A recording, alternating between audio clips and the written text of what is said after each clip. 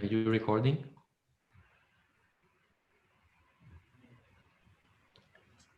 Welcome to The Sound of Economics, the podcast series by Bruegel, the Brussels-based economic think tank.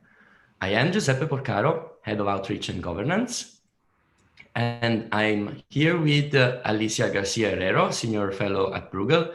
Hi, Alicia. How are you, Giuseppe? I'm fine. And in this episode of The Sound of Economics Live, we had the honor to host Dr. Gary Liu, who is a leading economist in China, known for his focus on China's economic reform.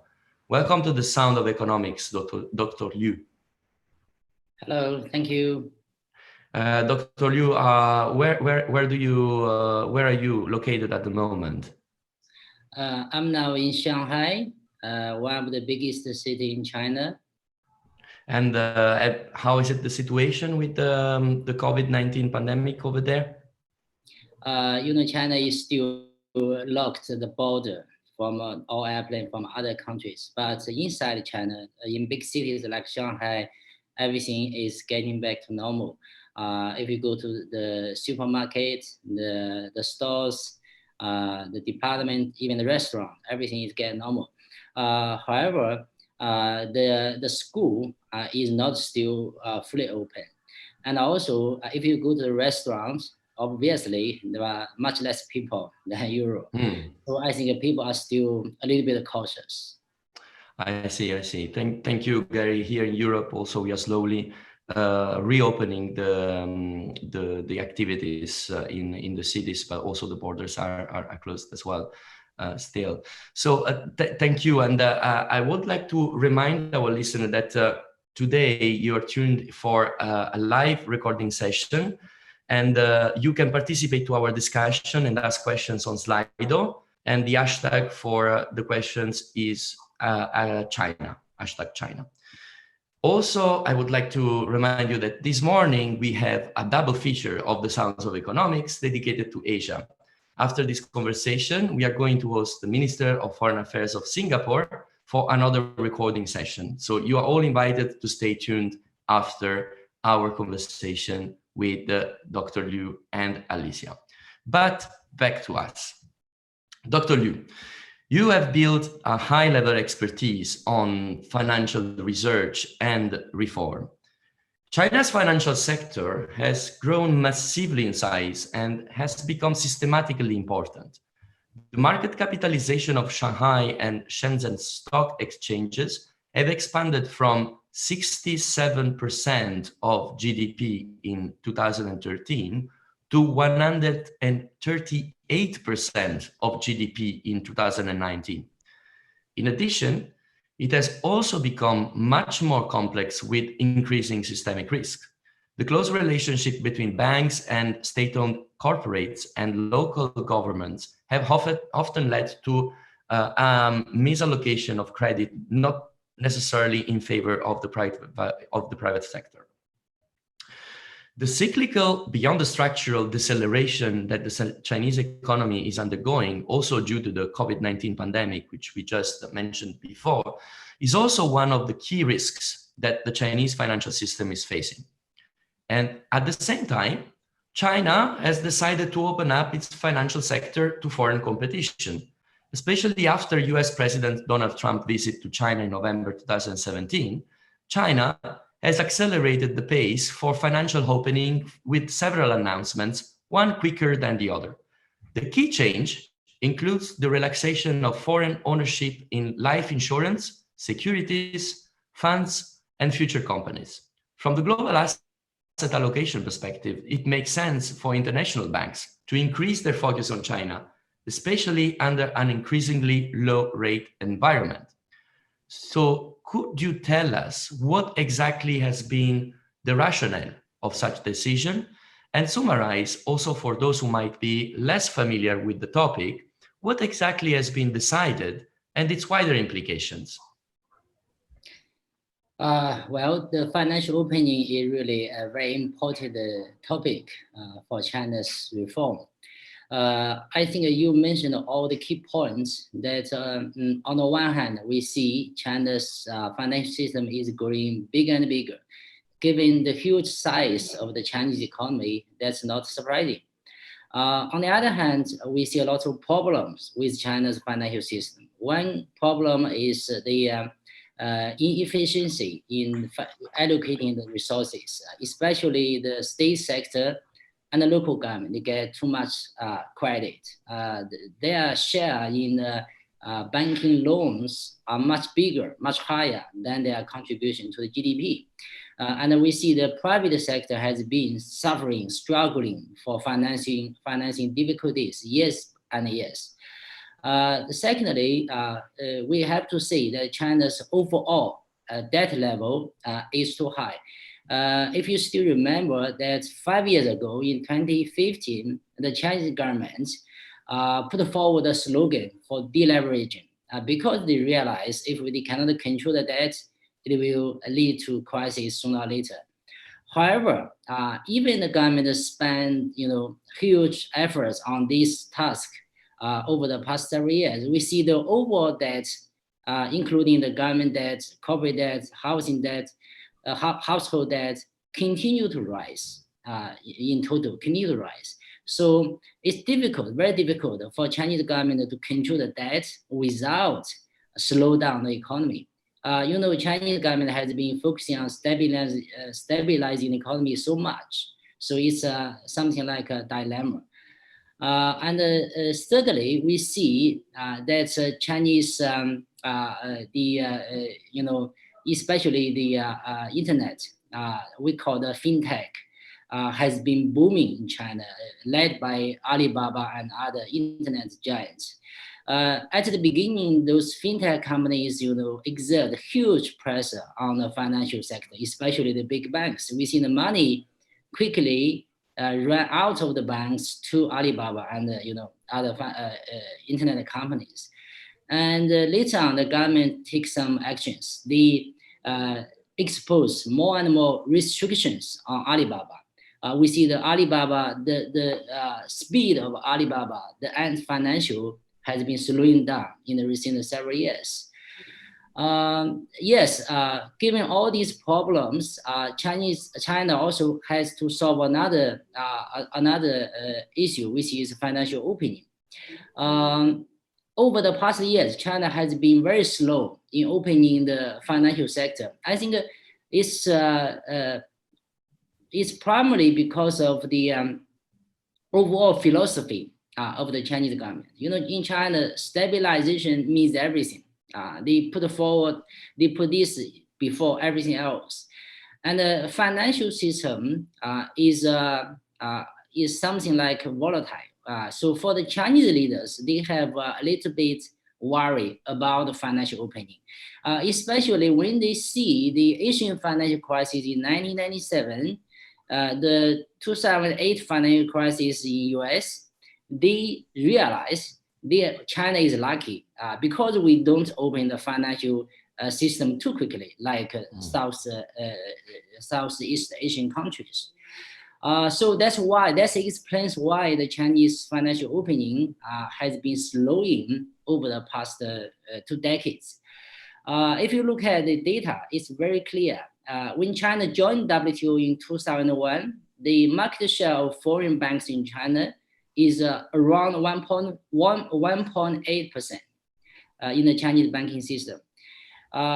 Everybody at that time, they believe when China joined WTO, the foreign banks will take a big kick because in theory, the foreign banks are very experienced. They have a very good system and they know financial innovation. So they have every reason to take the market share.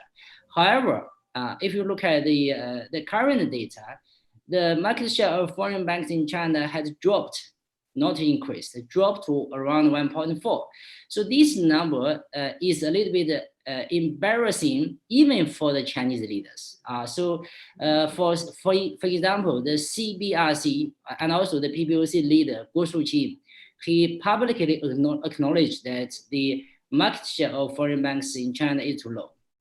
Of course, in the recent years, 2 or 3 years, we see China has been accelerating the financial opening pace.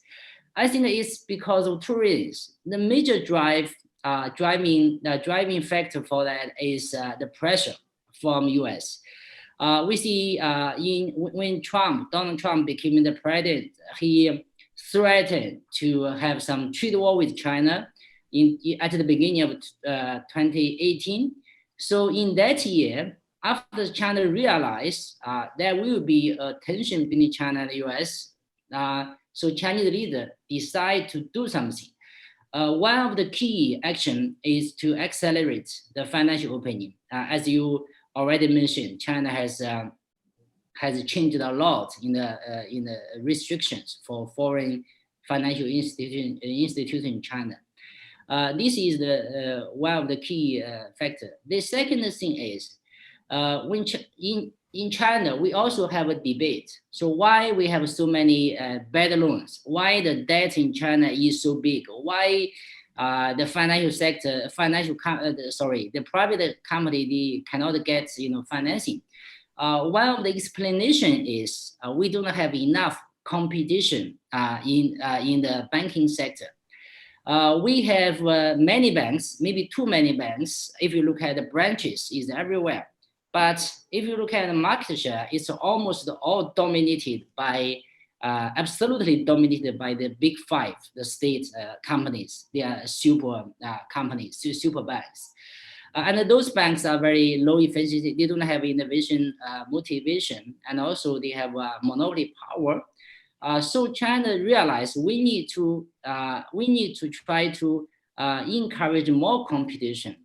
At the beginning, China tried one experiment with the private banks. I think about 5 years ago, China approved around 20 private new banks in China. Maybe this is a very small number for US and European countries, but for China, this is a big breakthrough because it's extremely difficult to set up a new bank, private bank in China. But 5 years ago, Chinese leaders decided to introduce more private banks, including Alibaba and Tencent. They each have expectation. I think it's because even they have their advantage, like innovation and internet online. So if you want to create a new account, you have to go to the offline banking branches. So this means the Alibaba and Tencent, they cannot attract deposits. It's difficult. And I think that's why China realized that probably we need to give more opportunity to the foreign banks. And by doing that, probably we can also help China because more, activity of foreign banks in China, at least in theory, they can enhance the quality for competition and banking services in China. Can partly solve the problem of the low efficiency of the Chinese financial system. Having said all these things, I think we need to realize that the changing of the Chinese financial opening will be a long process. Now, when we're talking about the financial opening, sometimes we're talking about two things. One thing is what I have talking about is to allow more foreign banks, foreign financial institutions to do activities in China. So that's no problem. China is already doing that. But the second part is much more sensitive, which is the capital account open, which means the short-term, capital flow in and flow out. I think if you looking at the speeches of the Chinese regulators like Zhou Xiaochuan, Wu Xiaolin, many influential persons, I think they are very cautious in opening the capital account. And also, if you read the articles by like Joseph Stiglitz, and they are very influential in the US, they also don't think it's a good idea for a country like China, the current state like China, to fully open the capital account. So when China doing the making progress in the capital account opening, we are very cautious. We are trying to do some manageable experiment, like the Shanghai Hong Kong Stock Connect, the Shanghai, maybe the London Stock Connect, this kind of thing, because it's manageable.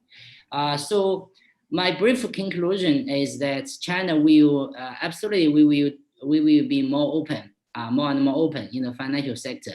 The foreign financial institutions, they should realize that China's financial system is a big opportunity for them. But for the capital account, that's a big problem. For instance, like for Warren Buffett, why he did not invest a lot in China? I think one reason is that if you invest in China, it's difficult to get your money out because of the capital account control, right? So that's one key restriction. Without this concern, if you want to benefit from the financial booming in China, I mean, for the Chinese customers, Chinese clients, for sure, that will be a big opportunity. Because China is one of the most rapidly growing consuming economy, and the market is growing bigger and bigger. And on the other hand, the financial service is still at a very low level. We don't have enough, service for the individuals, consumers, and the SMEs. We need more financial service, financial innovation. One challenge is, maybe there are two challenges if you want to benefit from this opportunity. One is that the financial regulation has always been a problem, because in theory, China promised to treat all institutions fairly, but in reality, it will be very different, because China, the transparency of the regulation is not very high. And also, in China, 关系, interpersonal relationship is always important. For instance, if the regulator feel not happy, so when they inspect your banking branches, they will be very unfriendly. So they will treat you badly, right? They can always find excuses. But if they feel happy, they think you are my friend, so everything can be solved. So that's the Chinese culture. The last point is, the second challenge is, if you come to China, you will be a little bit surprised, because China is almost a no cash society.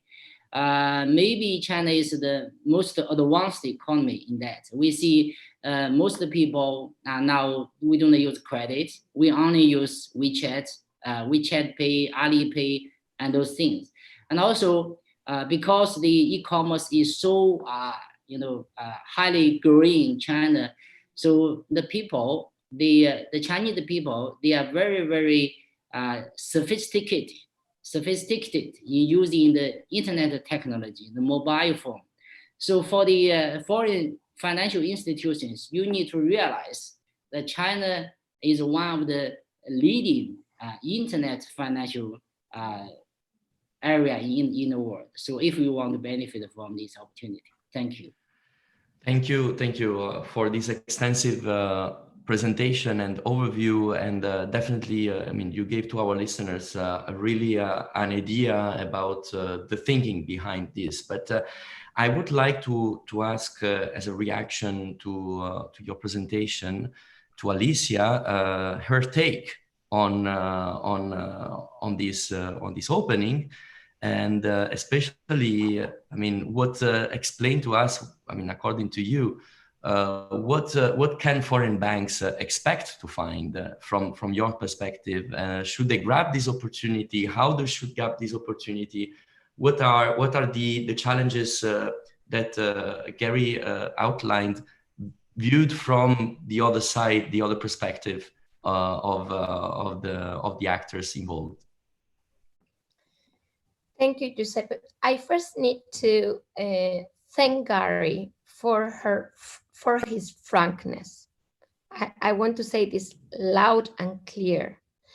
We really need these frank conversations between European and Chinese scholars. It's very important, more than ever. And this is why I want to spend 1 second thanking you again. Thank you. Because this is not common anymore. So we need to foster it. And this is the first thing I'm going to say. However, I need to move forward to the debate. The first idea is that I can't agree more. China's opening up may have come as partially as a response to the US pressure. That pressure has been there since China joined the WTO, whether this was a compulsory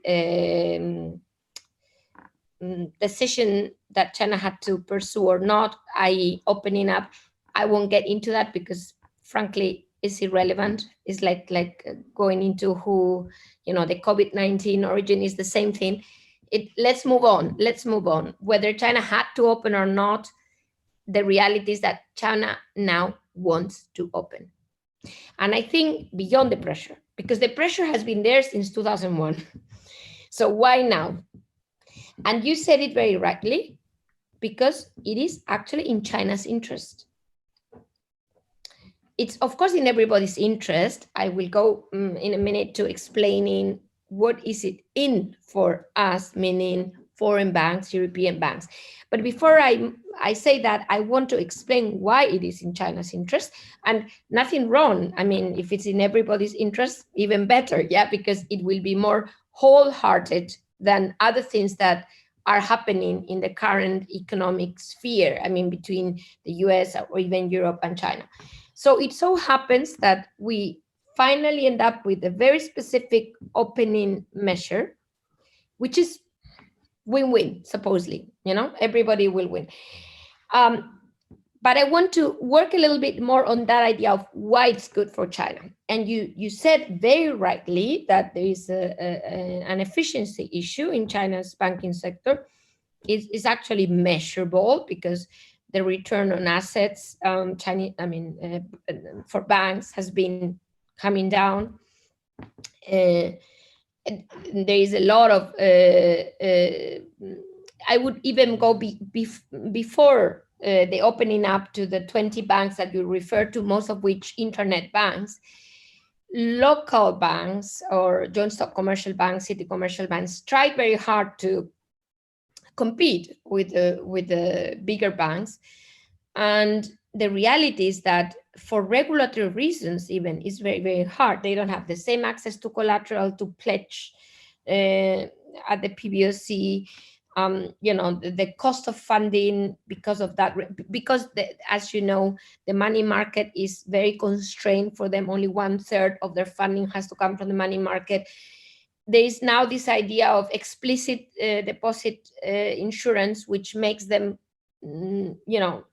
basically depositors know that their deposit in these smaller banks are capped in terms of insurance, which is not the case for state-owned commercial banks, for the large 5 banks which you mentioned. So there's a number of reasons why, let alone foreigners, even private banks in China, and I'm not even referring to the internet banks, which may have, like an advantage in terms of technology, but the other banks can't compete either. So the competition issue is a massive problem for a country, in my humble opinion, which has excess savings, because it basically means that those excess savings are allocated very inefficiently, especially because you happen to have capital controls, meaning no choice. Because if the capital account were open, frankly speaking, these banks, I don't know what they would do. People would say, sorry, I don't like your allocation of my savings. Ciao, I'm going somewhere else. I'm investing, in whatever asset abroad. This can't happen. So basically, this is why this problem is becoming urgent, extremely urgent for China, because growth is coming down structurally. So as this happens, by the way, even savings, the level, of course, slowly but steadily. So you want to use your savings. We don't know for how long they're going to be there as population ages, etc. You want to use them as efficiently as possible. So this is, but I want to add one more reason why I think China is opening up. And that might not be as positive for those who may access the Chinese banking sector or the financial sector as a whole, which is what Giuseppe started with. pervasive systemic risk. So it's like, you know, it's a moral hazard problem or even an adverse selection problem. Yeah, you get into a market where there's a lot of assets, you don't know how bad or how good they are, and you need to choose from those assets. And it's very hard for foreign banks to do that. So I think that foreign banks are needed not only to increase efficiencies, which is great, win-win, if I may say so, if they have a superior technology or, you know, they can screen clients or you name it, you know, I frankly think that is not so much the superior technology, it's really market access. If it were equal for everybody, then even Chinese private banks could do it. So my point is, even if we get in, I'm not sure we solve the problem because it's an entrenched problem related to the ownership of the bank and what the banks can do for the leadership. If private banks in China can't solve the problem, I want to know whether foreign banks will be able to solve the problem because in itself, I mean, I just doubt it. But beyond that, the point I want to make is that for foreign banks, what we know is that non-performing loans, whether recorded as such or, you know, special mention loans, you name it, yeah? I mean, they're circulating in the system. We need to deal with this thing without really prior information. This might be a great business for, and this is what we are seeing. The guys who are getting in China are those who are very, very good at stress, you know, stress assets, cleaning up. We are not seeing retail banks coming in. I only know one example, ING, and this is, you know, digital banking, and it's a minor cost in terms of capital. Why? Because it looks, how would I say, it looks difficult, if I may say, and not only because of the competition, but because of the underlying, yeah, the type of systemic risk that is in the system at this current juncture. COVID-19 only increases this risk. So I can understand that China in the latest announcements is trying to push it because the interest from the other side is actually shrinking as we speak, as they see the increasing systemic risk in the financial sector. So this is the trick, that win-win on paper, and rightly so, might not be so much the case. Just one number, and I end here because I know that this might have been too long. Beyond the fact that indeed foreign banks have remained very slow, we've not been able to catch up with the massive growth of China's banking sector, about 300% of GDP in bank assets, you know. We need massive amount of capital, which we barely have, especially to allocate in China. But beyond that, our cost structure in China, ours meaning the foreign banks, is much worse than Chinese banks. Cost to income ratios are double as bad. Return on assets is half of the average of Chinese banks. So this is either we are really very poor banks in terms of management, or there is some market access issue in China. And that's the beginning of the story. Will we put more capital given how costly capital has become since 2008? And I have to say, maybe even more so after COVID, in a country for which our cost to income is double and our return on assets is half. And I'm here playing the part of foreign banks, obviously, because that's what I was asked to do. So that's it. It's not certain, in other words, that other than very specific asset management venues for stressed assets will really embark in this opening up that China is pursuing.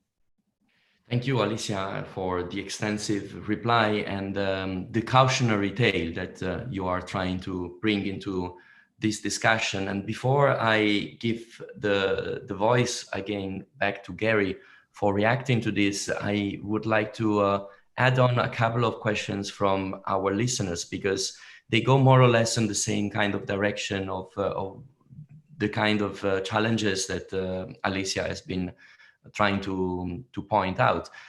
For instance, for example, I have a question from Pepe, who is asking indeed about the non-performing loans as well. So that's why I'm saying those things can perhaps be taken together in your reaction. Pepe is asking, how about NPLs in the Chinese economy that especially state-owned banks sit on? They surely need to be dealt with before further capital account opening proceeds. And then Enrique is also asking about the other question that somehow Alicia tangentially has been tackled, which is the issue of digital services. And Enrique is asking why foreign competition is good in the banking sector in China, but it is not much allowed in digital services when money is mostly a digital asset everywhere. So I wanted to put also these two questions together because I thought it was kind of relevant to take the temperature of our listeners regarding the issue and give the ball back to Gary for his own comments. Okay, thank you, Alicia, for your also very frank comments. I think you raised a lot of very insightful issues from the practical perspective. Yes, for many years, the foreign banks, I think they have very high expectation to take the Chinese opportunity, but the reality is always very difficult. For the coming years, I think the situation may be continue to be quite similar, right? There are very substantial issues need to be solved, not only for foreign banks but also for the private banks in China. One key issue is the Chinese SOE system is too strong, too powerful. SOE now in China now they contribute only 1/4 of the Chinese GDP, but they control, I think, about 60% or even somebody estimated 70% of the financial resources.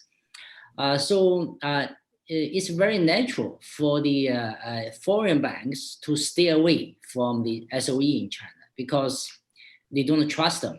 And also, even you want to have business with the SOE is still very difficult because usually the SOE they have very long-term relationship with the state banks, right? So that's one key obstacles. The second thing maybe is an obstacle, but also opportunity. In China, one long-term challenge for the foreign banks or also private banks in China is that you don't have branches. If you don't have branches, you don't have clients, you don't have deposits. But currently, we know that many small banks, even medium banks in China, are running into trouble because they have too much NPL.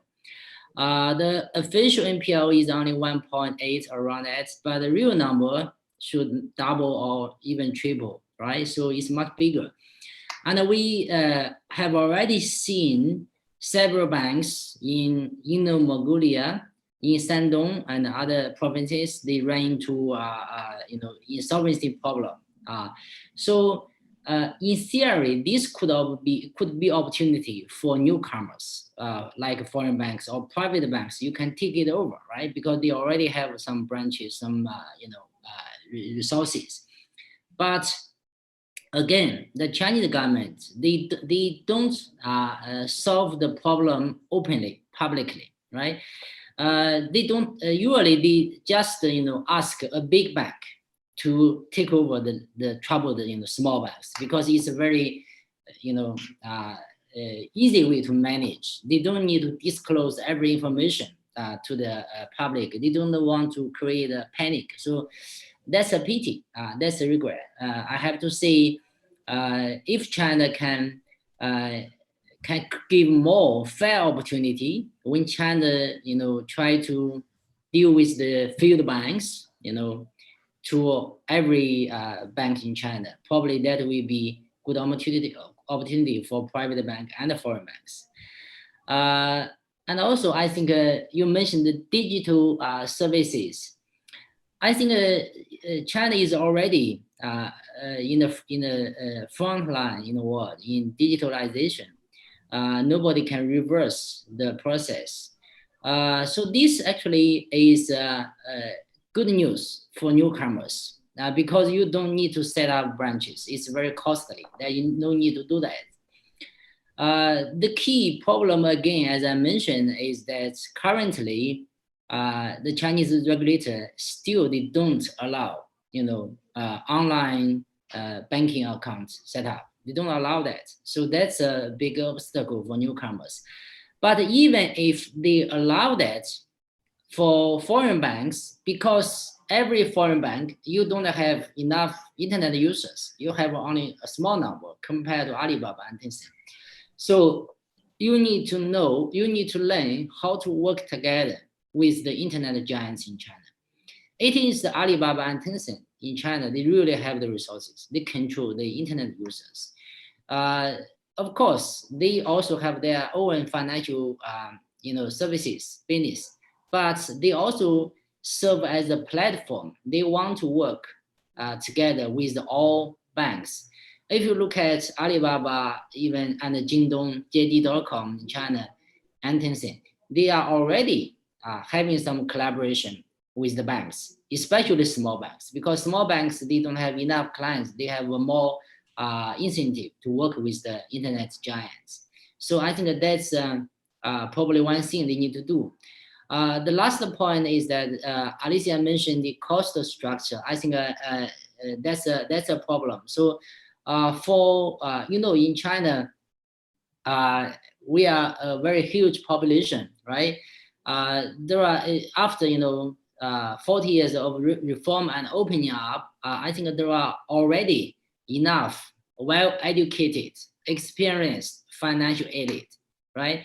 So if the foreign banks, you want to be more flexible, you want to control cost, I think it's really a meaningful way to try to be more localized. You can hire more local people. Of course, you can still control from the headquarters. By localization, we mean not only reducing the cost, but also you can get in more localized knowledge, more localized relationship, 关系. It's much easier for a Chinese face, to network in China with the regulators. So I think probably that's one possible solution. I think yes, it's nothing is easy. As we always say that in China, nothing is easy, but everything is possible. That's always true. Thank you. Thank you, Gary. Thank you, Gary. We are going towards the end of these episodes, and I would like just to ask Alicia a very, very, very short final comment on these words. I know the discussion could go on, and we could stay much longer, but yeah, the time is limited, and also we want to continue this conversation in the future with Gary and others, I think, as well. So Alicia, do you have any last remarks? I'm not going to summarize because I think, frankly, Gary was crystal clear. I'm only going to add one dimension for the next session for Bruegel to think about in terms of China's financial sector. And this is about financial decoupling. I think we really need to start talking about financial decoupling. US, the listed Chinese companies, they listed from the stock market. Pension funds, US public pension funds not being allowed to invest in China.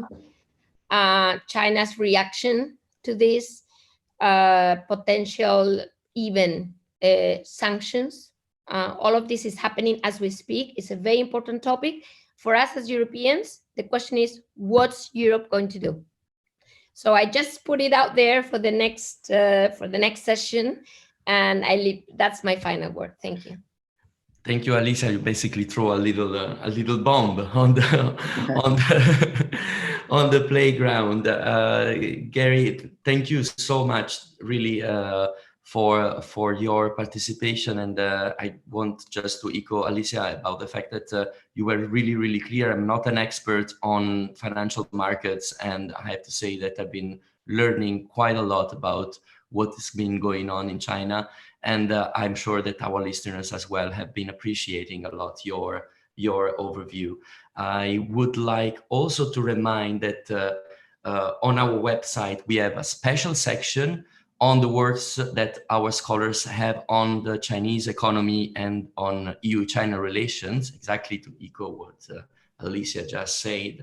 And you can click on it on our homepage, www.bruegel.org.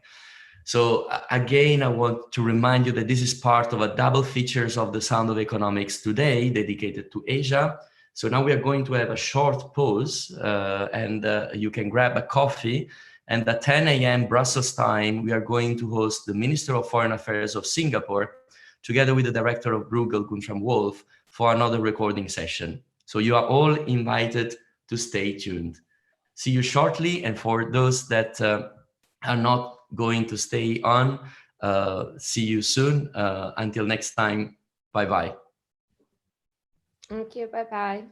Thank you. See you next time. Bye-bye. Bye.